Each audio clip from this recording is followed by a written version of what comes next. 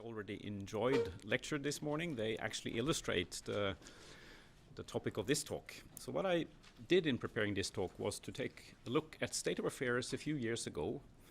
What did HPP promise at that point in time? And now compare with the situation today. Have there been any changes? Have there been any transformations? So let's take a look at this. I will first ask, how was EBRAINS created? Then what is it? And finally, why do we have it? So, how? This is the brief story. It goes even longer back in time. But the Human Brain Project started in 2013. It had research infrastructure building in it from the beginning. And that resulted in the release of 6 Human Brain Project ICT platforms, followed by a so-called joint platform, followed by the EBRAINS web portal, and now we also have an EBRAINS legal entity, which will take care of what has been built over the years.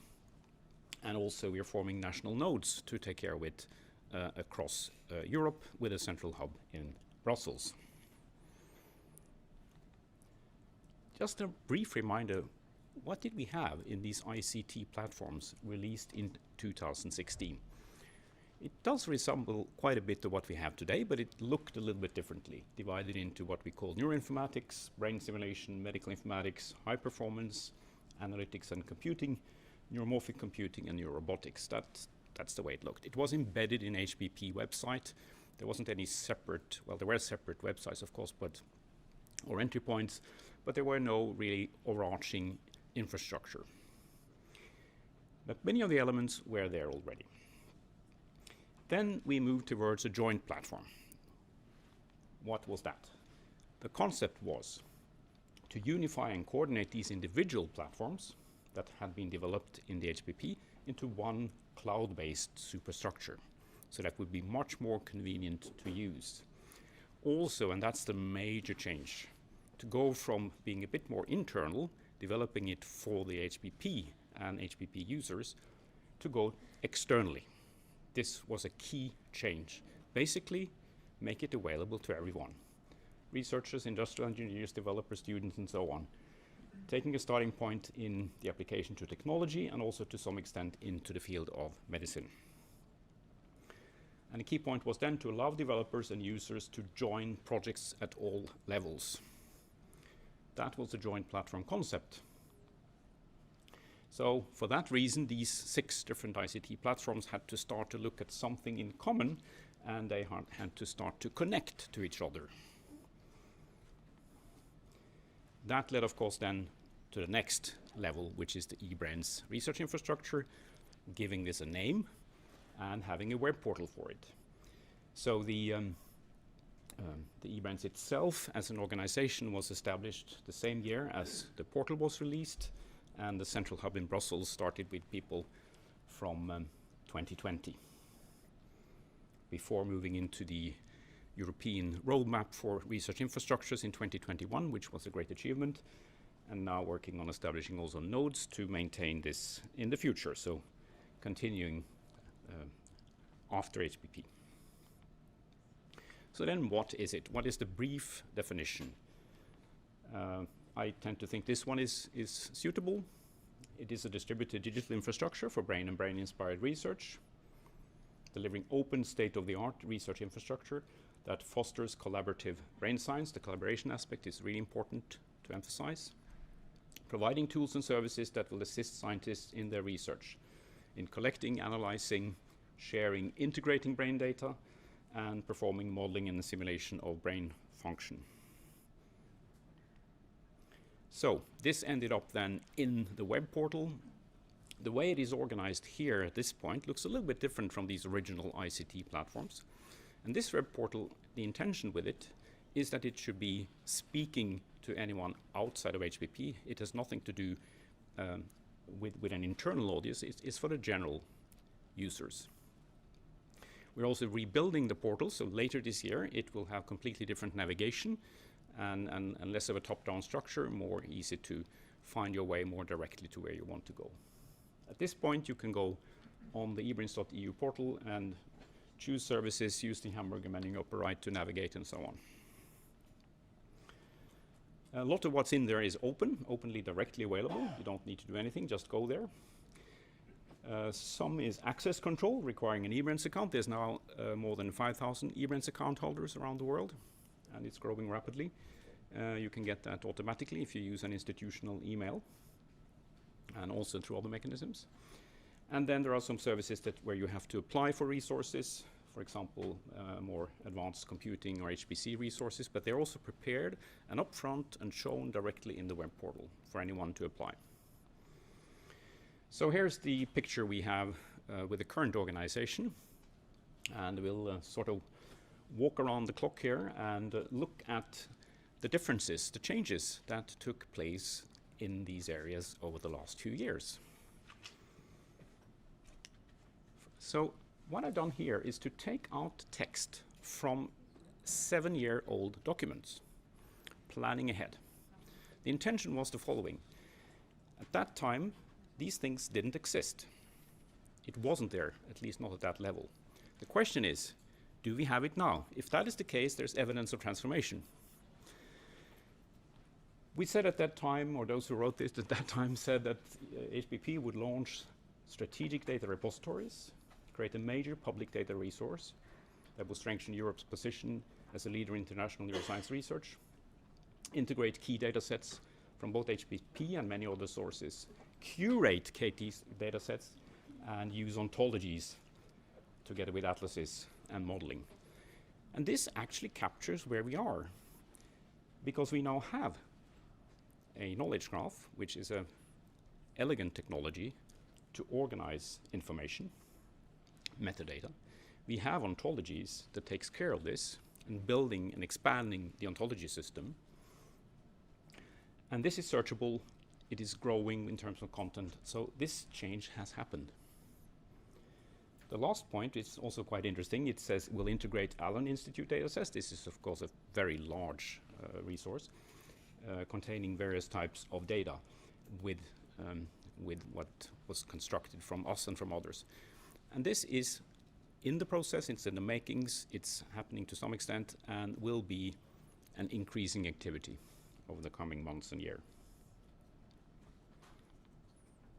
So this is it, the knowledge graph, the metadata model, which is critical, also pointing to and using the ontologies, and the curation workflow. The curation might be seen as a little bit of a hassle, but that's what makes the big difference. The fact that you can use metadata in a very structured way, and that you can discover these metadata and link things together and work with more complete representations of data and tools and analysis. So that is the data curation service and the Find Data service, which is both on the web as a search user interface with a number of filters and free text, and also programmatic access. And this slide could also be expanded further to have the live papers that we saw so beautifully demonstrated this morning, which essentially belongs in the same domain. Some more questions, some more terms from 7-year-old documents. That HPP at that time would facilitate neuroscience research by creating and maintaining initial atlases, rodent and human brain, and related tools.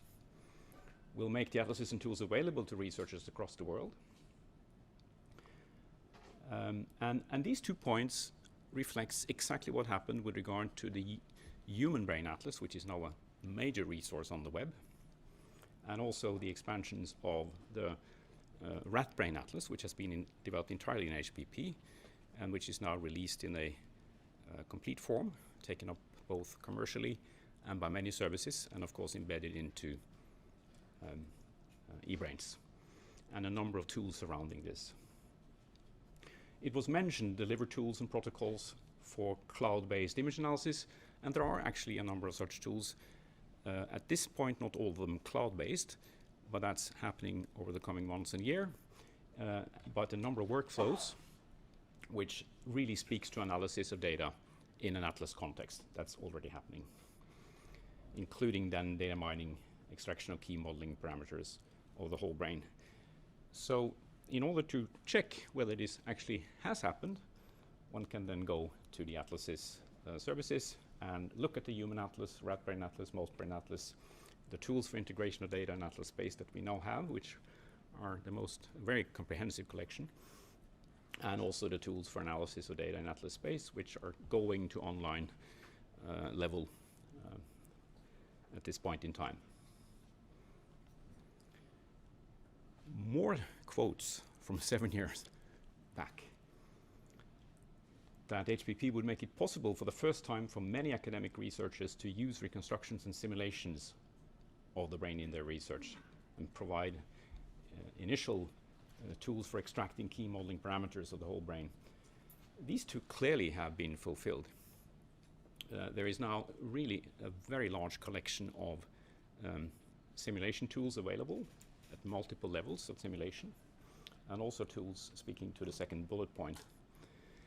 So whether the third one is correct, tools and protocols for in silico experimentation and model validation, I believe it is. We have made significant progress on this area as well. And well, the brain simulation platform was mentioned at that time and didn't exist. It definitely exists. It's gone through different changes over the years, and names have been modified a little bit and so on. But you can see that easily on the current EBRAINS platform, and these things will continue to be reshaped a little bit in the coming year. But we are really on a very good track in these areas. Brain simulation services available for commercial researchers and anyone around. Well, that is fully possible because these are open services. You can use them, so it actually fits that point. And then, of course, we like to see evidence of that type of uptake as well. But it's very well prepared at that level, including the last point, which points to clinical and pharmacological research. So here's a reminder then about everything that's delivered in the simulation domain with these different tools and services indicated here. Also, of course, Neuron, which is not listed here, but you will hear about the other platforms using Neuron just after my talk, which are really key for the EBRAINS research infrastructure. And many of these are then running on the so-called Phoenix computing services, the logo at the bottom of the slide there, which I will return to in a moment. And we have a few more quotes. Let's look at this cluster.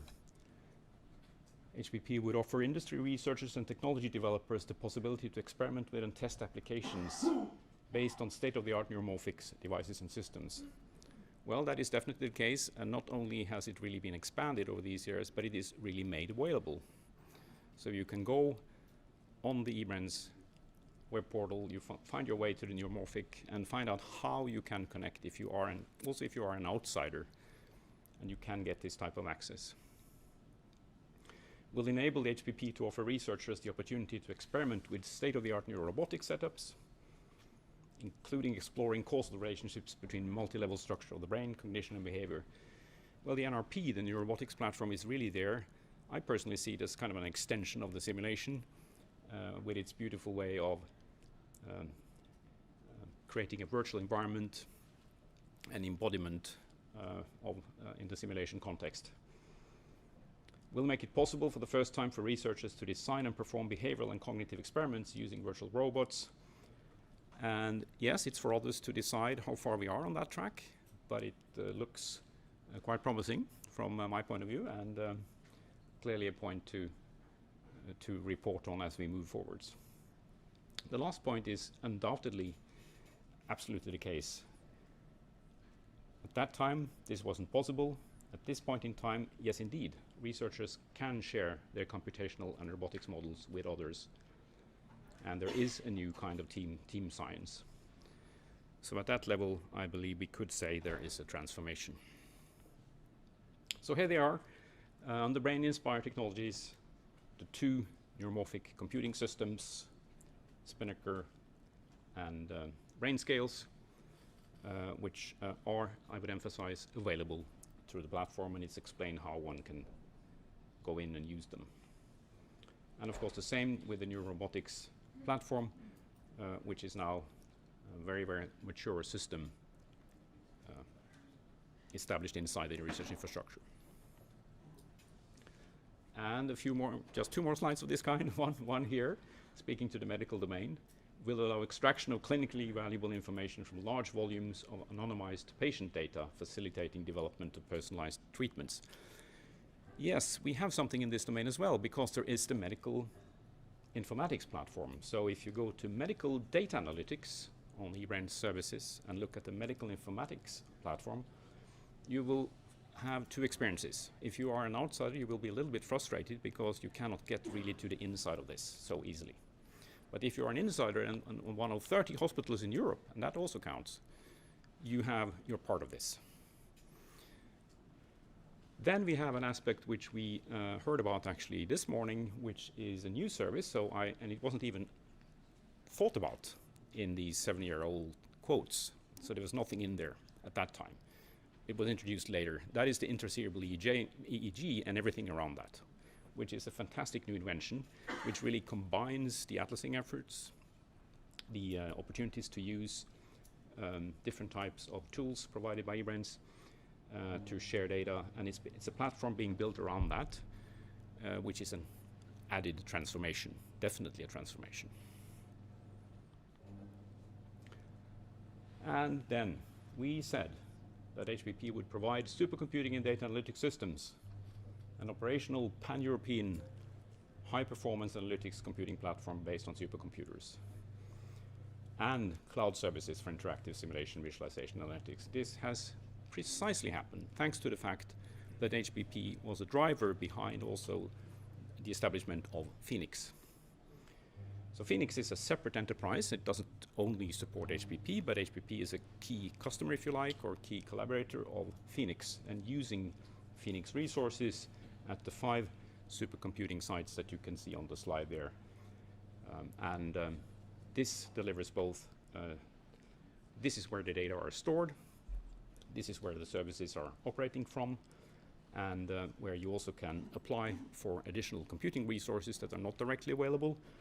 It's again on the web portal, on the community. You can go straight into the application form if you need more resources and describe the project and potentially get that. In addition to, of course, the collaboratory, which is a working environment which is used, for example, primarily for the Jupyter notebooks, where you can also then access and move around in the workspace provided by this infrastructure. So, with these points, I think we can clearly say that there has been a range of transformations, significant ones. But then, why do we bother about it? Well, many reasons.